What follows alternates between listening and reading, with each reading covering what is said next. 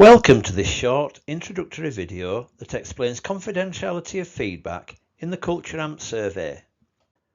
Our all staff engagement surveys and pulse surveys provide a great opportunity for our staff members to share their honest feedback on their experiences of working at the university. It's therefore important that staff feel comfortable to share their feedback and aware of the confidentiality settings we have in place to protect their identities. Our survey provider, Culture AMP, specialises in staff feedback. They have helped over 6,000 companies like us get feedback and have several technical safeguards in place to ensure your feedback is confidential. In this presentation, we will explore how your responses are protected, how responses are displayed in survey reports, and how survey invites and reminders are sent. We have implemented what are called reporting rules, which determine how your answers are displayed in the survey results. We have set a reporting group minimum of 5.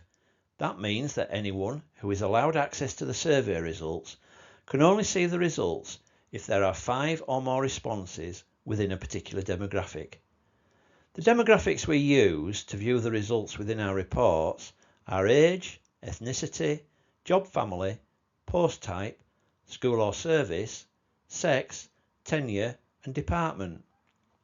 The reporting group minimum prevents direct identification or direct filtering of demographic groups with too few responses. A group's results will always be hidden unless the minimum of 5 or more responses are met.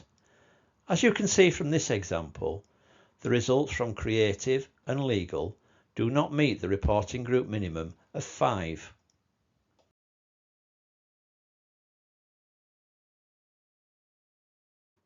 We also have protections in place to protect responses from being indirectly identifiable. So what is indirect identification? Indirect identification occurs when the responses of an individual or small group are hidden, but their scores can still be worked out by looking at other scores around them. Let's look at an example of indirect identification. In this example, the overall engagement score for the company is 85%.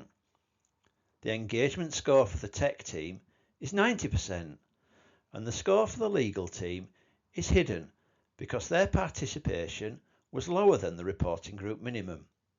However, even though the score is hidden, you can still infer that the one legal person's score must have been quite low, because the company's overall engagement score is lower than the tech team score, and there's only one person bringing it down.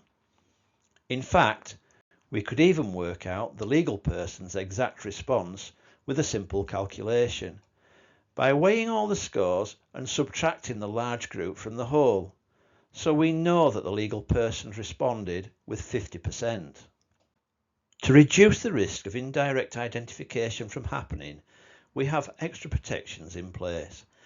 If a report includes a group with just one participant, then the next smallest group's responses will be hidden to protect the individual's response from being inferred, even if that group is above the reporting group minimum. In this example, the responses of the production team are hidden to protect the one individual response from legal from being indirectly identified.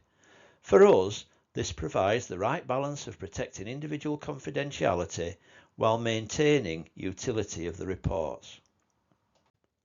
You may also notice emails from the Culture AMP platform inviting you and reminding you to complete your survey. While Culture AMP knows who has and has not completed the survey, we at the University of Huddersfield do not. This is the only time Culture AMP will use your email address. Thank you again for taking the time to watch this video. If you have any further questions, please contact Hannah Archer, our HR Manager, Staff Engagement and Wellbeing.